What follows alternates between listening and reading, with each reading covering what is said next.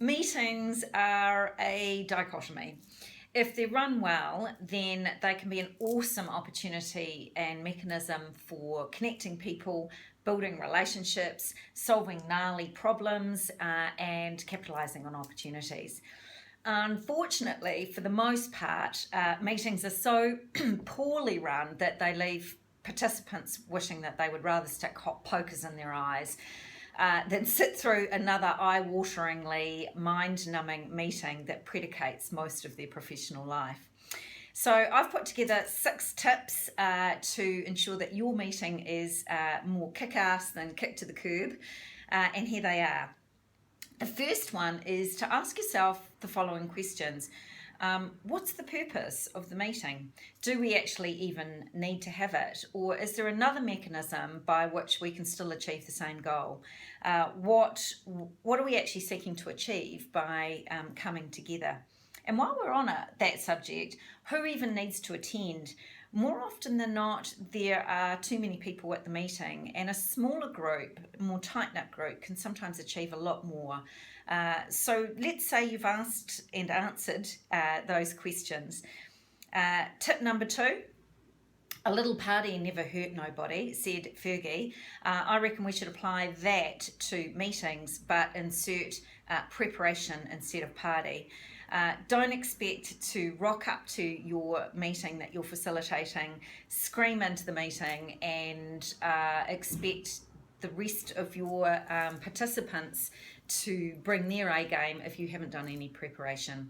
So make sure that you send out agenda items, any particular reading that you want them to do, and any questions that you want them to sit with, or any things you want them to think about or bring to the meeting.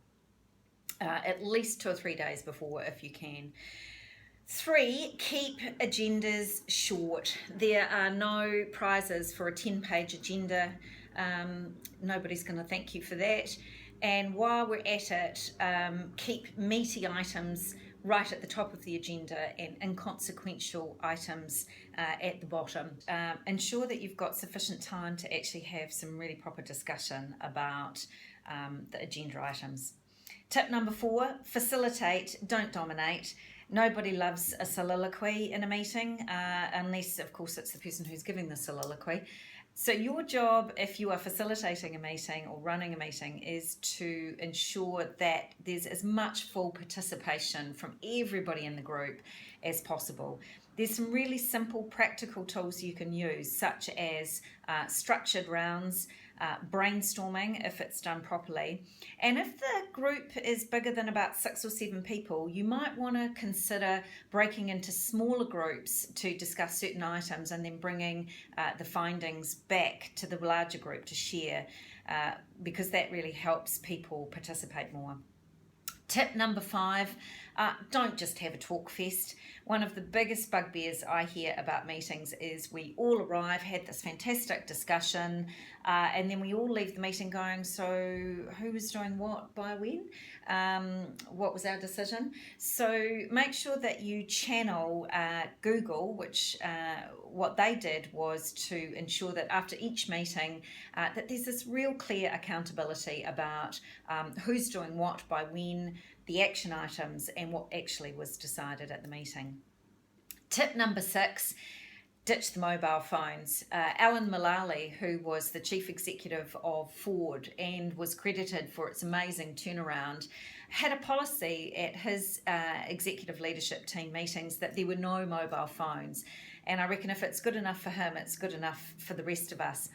It's going to be really difficult for people to be fully present and participating in that meeting if they're constantly checking their phones or having to dash out to take a phone call. So there you have it, my 6 tips for a kick-ass meeting.